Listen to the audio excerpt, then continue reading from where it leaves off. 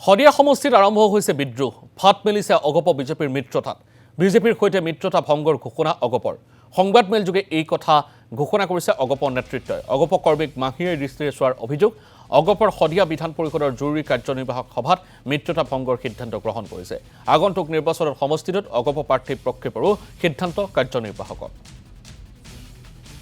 ক'বলৈ গ'লে যিজন আমাৰ শদিয়া সমষ্টিৰ বিধায়ক মিত্ৰজোঁটৰ বিধায়ক তেখেতে অকলে বিজেপিৰ হৈ তেখেতে জিকা নাই আমি মিত্ৰদলে সহায় কৰাৰ কাৰণে জিকিছিল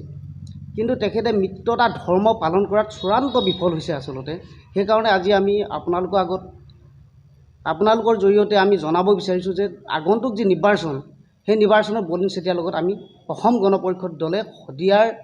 আমাৰ যি অসম গণ পৰিষদ দলৰ কৰ্মী তেওঁলোক নাই আমি আগন্তুক নিৰ্বাচনত আমাৰ দলৰ শীৰ্ষ নেতৃত্বক আমাৰ প্ৰাৰ্থী দিবলৈ অনুৰোধ জনাম যদি এই ক্ষেত্ৰত তেওঁলোকে বেলেগ সিদ্ধান্তও গ্ৰহণ কৰি বিজেপি দলক দিয়ে বলিন চেতিয়াক দিয়ে তেন্তে আমাৰ আঞ্চলিকৰ সভাপতি সম্পাদক আজি নাই আমি তেওঁলোকৰ লগত জনাম আলোচনা কৰিম তৃণমূলৰ যিসকল আমাৰ বুথ সমিতি সভাপতি সম্পাদক আছে তেওঁলোকৰ লগত আমি আলোচনা কৰিম আলোচনা মৰ্মে আমি সিদ্ধান্ত গ্ৰহণ কৰি নিৰ্বাচনত আমি কি ভূমিকা গ্ৰহণ কৰিম ভৱিষ্যতে পৰৱৰ্তী সময়ত আপোনালোকক জনাম কিন্তু আগন্তুক নিৰ্বাচনত বলিন চেতিয়াৰ লগত আমি নাই বিজেপিৰ লগত কোনো মিত্ৰতা নাই আজিৰ পৰা আমি সেই কথা আপোনালোকৰ জৰিয়তে গোটেই আমি বিজেপিকো জনাইছোঁ আমাৰ দলৰ শীৰ্ষ নেতৃত্বকো আমি জনাইছোঁ আমি সম্পৰ্ক ছেট কৰিছোঁ বিজেপিৰ সৈতে সম্পূৰ্ণ সম্পৰ্ক ছেট কৰিছোঁ আৰু বিধায়কক আমি আগন্তুক নিৰ্বাচনত যিহেতু তেওঁলোকে মিত্ৰতাৰ কোনো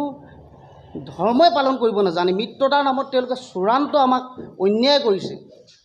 আমাক মাহিয়াই দৃষ্টিৰে চাইছে আচলতে আমাক মানে আমাৰ দলৰ যি সাংগঠনিক ভেটি ইমান শক্তিশালী থকাৰ পাছত আমি তেওঁলোকক ইমান সহায় কৰাৰ পাছত আমাৰ কৰ্মীসকলক ইমান